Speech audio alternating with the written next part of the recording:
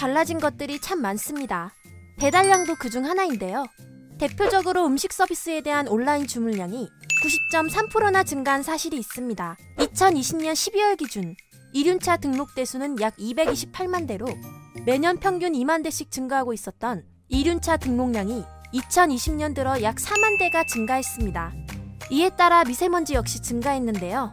환경부 자료에 따르면 50cc 이상 이륜차 한 대가 1600cc 미만의 소형 승용차보다 2배 더 많은 미세먼지를 배출한다고 합니다. 정부의 대처라고 하긴 어렵지만 배달 플랫폼을 보면 오토바이뿐만 아니라 자전거, 전동 킥보드, 걷기, 배달 방법이 다양화되었습니다. 또한 배달 오토바이를 정기화시키는 움직임도 보이고 있는데요. 2019년에도 서울시와 프랜차이즈 간의 협약을 통해서 시행을 한 적이 있고, 이번에 당선된 오세훈 서울시장도 전기 오토바이로 전환하겠다는 공약을 내놨습니다. 특히 자전거를 활용한 배송은 이전보다 기하급수적으로 증가하고 있는 상황입니다. 이중 오토바이나 자동차의 경우 기존에 설계된 차도에서 주행을 하면 되고, 보행자는 인도를 활용하면 되지만 자전거를 위한 도로는 현재까지 여전히 존재하지 않는다고 봐도 무방합니다. 물론 정부나 시 차원에서는 차도의 가장자리 또는 자전거 보행자 겸용도로를 활용하면 된다고 하지만 또 안전한 장소는 현재까지는 없습니다. 차도는 여전히 빨리 달리는 자동차만을 위한 공간이고요. 자전거 및 보행자 겸용도로 같은 경우에는 보행자들과의 추돌 위험이 굉장히 크기 때문에 사고율이 빈번합니다.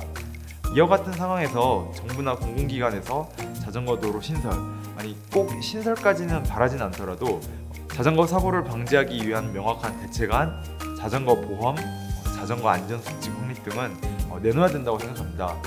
전기차와 수소차가 대안으로 제시되며 수요와 투자가 급증하고 있는데요. 사실 전기차와 수소차도 완벽한 대안은 아닙니다. 전기 수소차는 달릴 때는 이산화탄소를 배출하지 않지만 자동차 제작 과정에서 많은 온실가스가 배출됩니다. 그리고 그 전기와 수소를 생산하는 과정이 친환경적이지도 않습니다. 현재 우리나라 전력 발전 비율을 살펴보면 화력 발전이 40% 이상을 차지하고 있습니다. 재생에너지 발전 비율이 늘어나지 않고 차량 전환에만 투자한다면 의미가 없을 것입니다. 전기차나 수소차로 전환하는 것이 물론 환경에 있어서 이전보다는 큰 도움이 될 수 있다고 생각은 하지만, 자동차의 원료를 전환하는 것은 환경오염의 속도를 줄이는 것이지 이걸 해결하기 위한 어떤 대안은 아닙니다. 가장 정확한 해답은 자동차를 줄이고 규제하는 것입니다. 한국의 도로교통 정책은 오래전부터 자동차를 중심으로 제정되었고 도시도 도로 중심으로 형성되었습니다. 자전거 도로는 자동차 도로에 종속된 형태로 운영되고 있고, 자전거 도로 관리 주체도 여러 군데에 흩어져 있습니다. 같은 자전거 도로지만 시에서 만든 도로와 지자체에서 만든 도로가 다르기 때문에 효율적으로 관리하기가 힘듭니다. 또한 자전거 정책도 국토교통부와 행정안전부가 함께 담당하고 있다 보니까 하나의 부처가 통합적으로 관리할 필요도 있습니다. 자전거 활성화 정책과 자동차 억제 정책이 함께 가야 합니다. 속도를 줄이고 도시에 들어오지 못하게 하는 강도 높은 자동차 억제 정책이 필요합니다. 자동차가 줄어들지 않으면 아무리 자전거가 활성화된다고 한들 별 소용이 없을 것입니다. 현실적으로 자전거 이용자들에게 가장 좋은 것은 바로 자전거 도로 신설인데요. 현재 상황에서는 사실 거의 불가능에 가깝습니다. 왜냐하면 여전히 많은 사람들은 자동차를 선호하고요.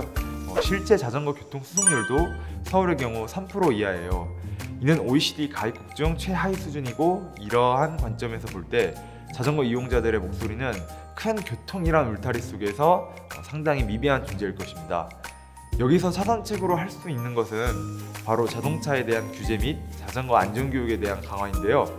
한 예로 일본의 경우 국내에 비해 자전거 도로의 수가 10분의 1 수준임에도 불구하고 차도에서 자전거 주행 시 불안전하다는 느낌을 받는 곳은 거의 없습니다. 그들은 유아기 때부터 성인이 될 때까지 자전거 안전교육을 이제 지속적으로 받고 있고요. 이를 통해 많은 시민들이 자전거를 안전하게 주행하고자 합니다. 또한 자동차 운전자들도 자전거의 위험운전을 절대로 가하지 않습니다. 이와 동시에 자동차 속도를 규제함으로써 자동차를 좀 더 불편하게, 그리고 자전거를 좀 더 안전하게 하는 정책을 펼치고 있습니다. 참고로 속도 규제는 이미 프랑스, 덴마크, 이탈리아 등 많은 나라들이 시행하고 있습니다. 우리나라도 이런 상황에 비춰 보았을 때 현재로서 해야 하는 가장 기초 단계는 바로 안전교육과 자동차 속도 규제이지 않나 싶습니다. 전기 이륜차 및 전기 자동차를 활성화시키기 위해서 해야 할 일들도 있습니다.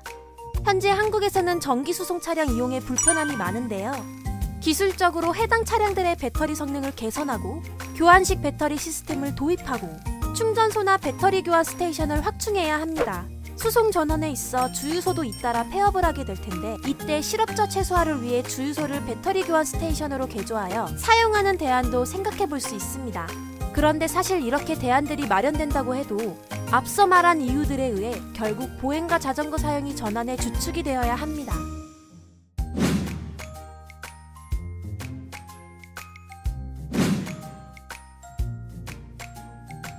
자전거는 자동차 대비 생산 비용이 적게 들고 그 과정에서 발생하는 온실가스도 적습니다.